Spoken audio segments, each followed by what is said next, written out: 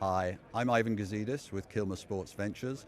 I've just spoken to leaders in London about the multi-club sports model, and I hope you enjoy the chat. Welcome everyone to this session. It's another session about investing in sport, but with a twist, because Kilmer Sports Ventures are obviously an investor, but they're also a really experienced operator. So we're going to dig into the operating model as much as the investment side in this particular session. We've got about 30 minutes to do that. And I thought I would start with you, Ivan, if I may.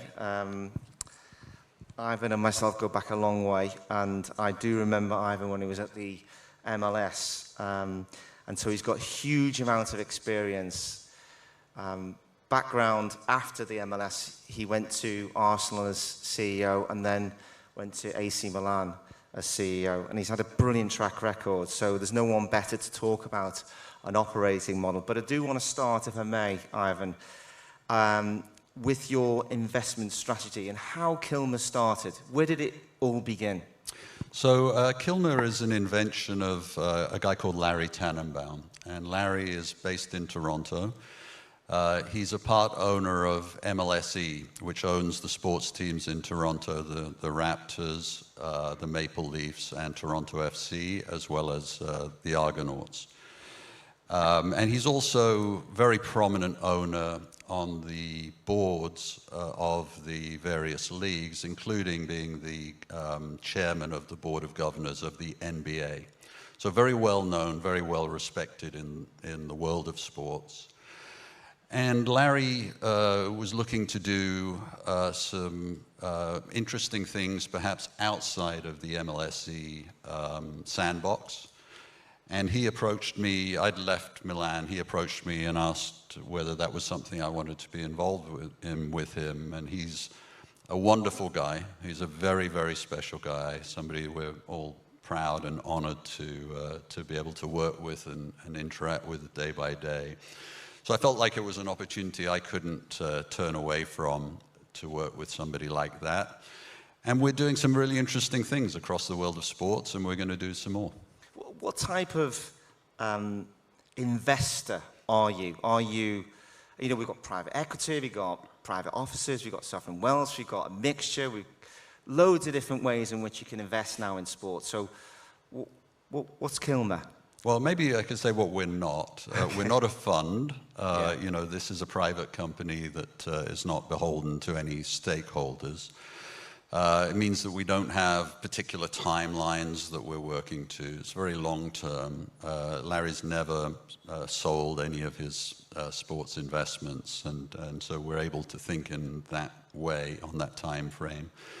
Larry himself is tremendously experienced in sports, and so what we're looking for are opportunities where we can invest that make sense as investments, but are critically situations in which our operational expertise will be able to add value. And that's a really key part. It means we're only looking really for investments where we have a controlling interest. And it's not just sports, by the way, it's also entertainment. So it's a very broad range of opportunities that we're looking at. These are the first two investments we've made. But there will be more, and we're actively looking at other opportunities at the moment. But we have quite a lot on our hands just with these two. And Huss and Teresa will talk a little bit about that, I'm sure. And before we just delve into the WNBA team and Saint-Étienne, I did want to just ask one further question, and that is, you've got two sports franchises, you'll probably add more. Is it, in your mind, a multi-sport or multi-club type investment? And if it's not, what is multi-sport in your mind, and what isn't? I don't know exactly how those terms are universally used. I think they're used in different contexts. We don't think of ourselves as a multi-sport, multi-club organization. We look at individual opportunities where we think we can add value, put the right people in place to help us drive those ideas forward and use our operating expertise to deliver individual value to those investments. So Saint-Étienne is very, very different from the WNBA startup in Toronto. They require completely different solutions. There may be opportunities, certainly, for us to work together, but we don't have some strategic, one-size-fits-all solution that we believe in. We believe there are completely different solutions according to individual circumstances. Saint-Étienne is 100 years old. WNBA is a startup. There's completely different markets, different sports. But having said that, we communicate and we listen to each other's ideas and what we're doing, but we're not trying to impose solutions from one onto another. Teresa said it very well, and I won't be able to say it as well as she did. We won't compromise. What did you say, Teresa? I don't even know why. She had a great phrase for it, which.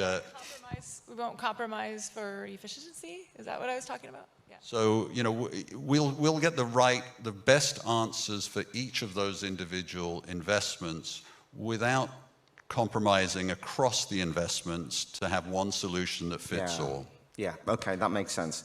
Let's turn to you, Teresa, next, because you are running what is effectively a blank sheet of paper that cost about $100 million at the moment.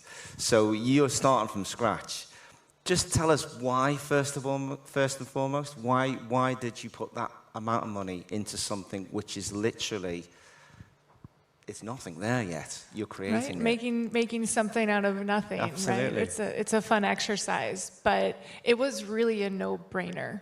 So I grew up in the States. I grew up in Minnesota, and I worked at the NBA league office before moving to Toronto in 2013. So I spent 11 seasons, 10 years in the front office on the sporting side of the Toronto Raptors. And women's sports through that time, at the time I was one of the only women on the technical side, and I saw it change even while I was there. And what I also saw was the Raptors, by winning specifically, we're able to galvanize not just Toronto, but this entire country. And it was unique in sport, specifically North American sport, to have an entire country rooting for you versus your 75-mile radius. So with all those things kind of coming to an inflection point, Larry saw that as the very astute investor that he is, and he asked me to come and be part of it. And similar to Ivan, when an opportunity like that with an incredible businessman and just human, you don't say no. So Toronto is fourth largest market in North America. We're able to launch this team as Canada's team. We have commercial rights across the country, which has never been done before. And it's truly incredible the trajectory that the W's on right now. So all those things combined, we have lightning in a bottle, and I'm really excited to be at the helm of it. I mean, you haven't even got a name yet, so, and you're going to be... We're starting from scratch. We don't have a name. We're working through it, though. That's been a really exciting process. Honestly, to dive into that a little bit, we knew it was really important that all of Canada got to be part of this. We're named, it's going to be Toronto something, just because if we do our job right, there'll be another team in Canada someday. Yeah. So we do own the name Toronto, but we're truly launching as Canada's team, and we needed to make sure people felt that way. So the naming process, we tried to run the most transparent process that's ever been done. So we had a nameyourteam.ca website. You could text in ideas. But then more importantly, we have a podcast and a blog that's taking the fans through every single step. So our last episode was the cutting room floor. So we actually talked about a ton of names that didn't make the cut and why. People don't hear that. People don't share that. And it's just a way that we hope people will really feel part of this team, like you said, before you even actually have a name. And I know you haven't got a name, but do you know what you stand for yet? All of Canada. Say again?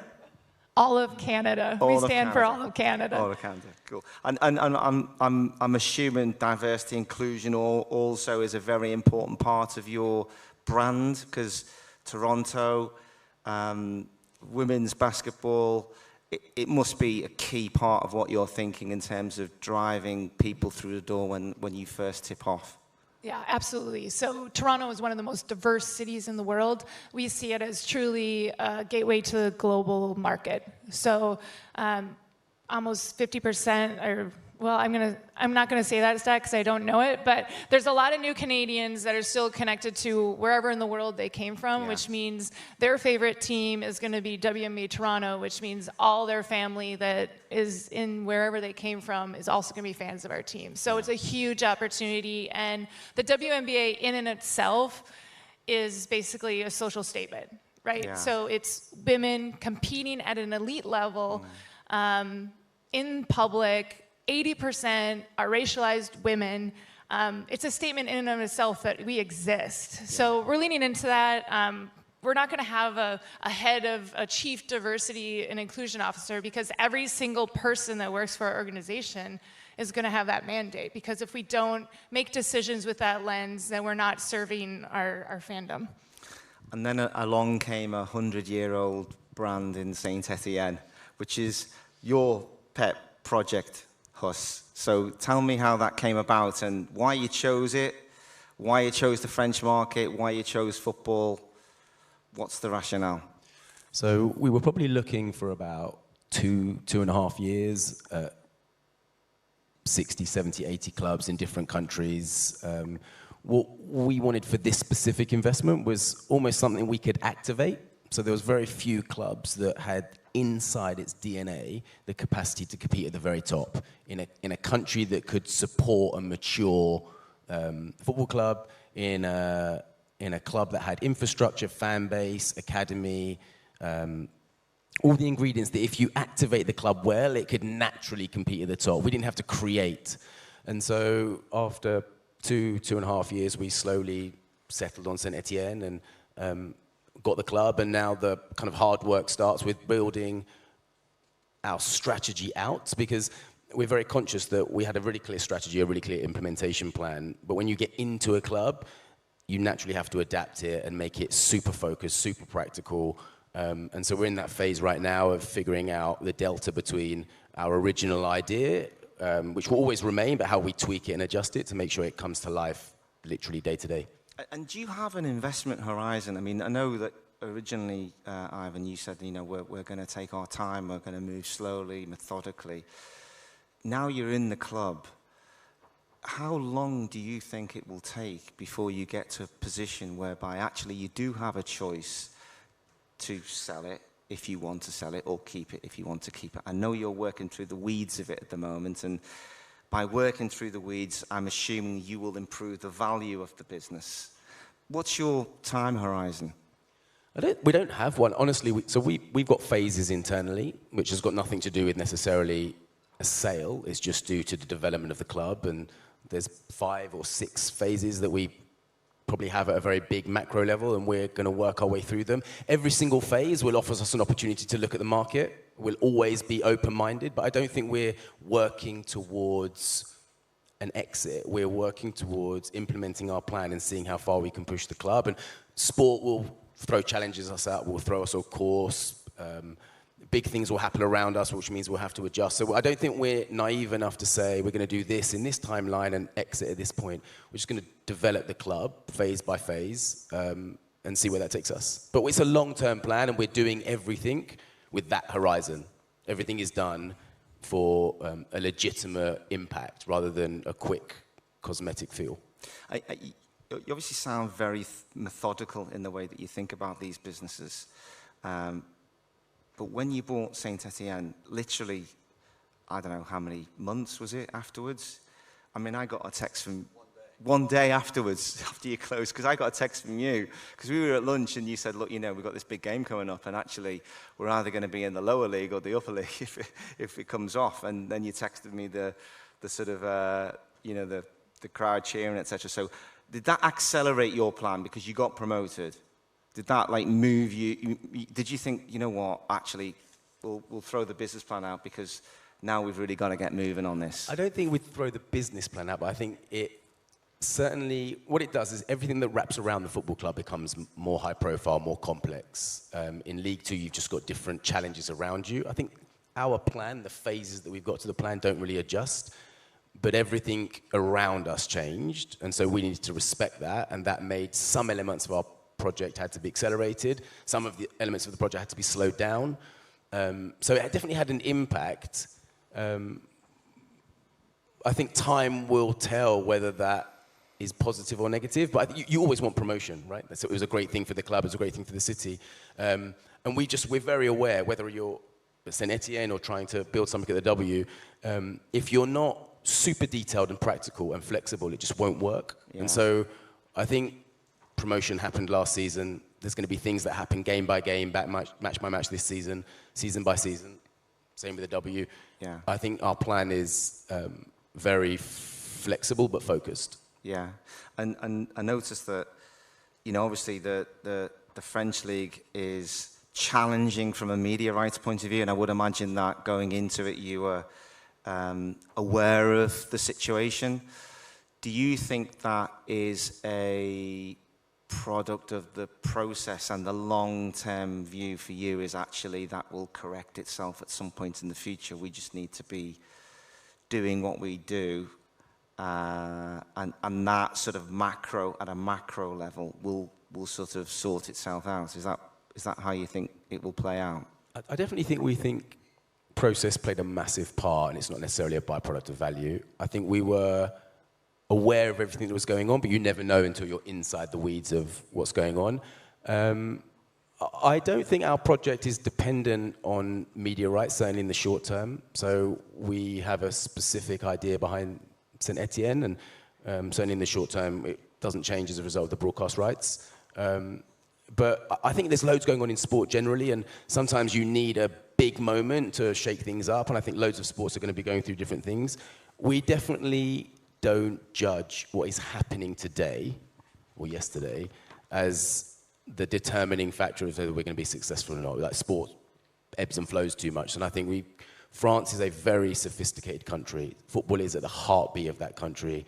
Players are extraordinary, stadiums are good, fan base is strong. So the fundamentals are there, and it's our job, alongside the other presidents and ownership groups, to activate it. But that's the same for everybody in here in their respective sports. So it's not the best moment in that regard, but it doesn't worry us for the long term.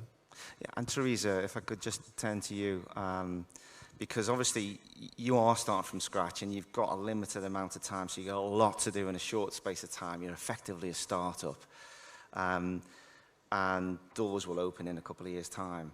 So are you thinking, because you've got license to do this, are you thinking differently about the way you grow this brand, you build this brand, and you start this business? I mean, tell me a little bit more about the way you're thinking and how you're doing it differently. Because I would imagine from Huss's position, he'd be like, you know what, that's pretty good. That's a great place to be in. But then you're probably looking at Huss thinking, well, actually, he's got 100 years behind him. So yeah, the grass is always greener, right? So I'm sure Huss would love some of my blank slate, and I would love some of his foundational business things that already exist to lean on. But you always want what you can't have. So we're taking this opportunity to do things differently. But I think the one thing where Kilmer Sports Ventures is whole, is like we're sitting here today.